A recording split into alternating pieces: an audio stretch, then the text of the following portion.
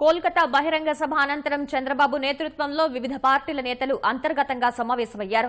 కేంద్రం తీరుకు నిరసనగా భవిష్యత్ కార్యాచరణ, దీనికి సంబంధించిన మార్గసూచి రూపకల్పనపై ప్రధానంగా చర్చించినట్లు తెలుస్తోంది.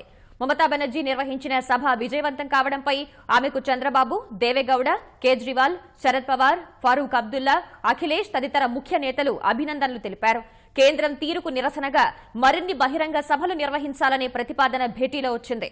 తర్వాత సభ ఢిల్లీలోనా లేక ఆంధ్రప్రదేశ్, కర్ణాటకల్లో నిర్వహించాలా అనే దానిపైన చర్చ జరిగినట్లు సమాచారం.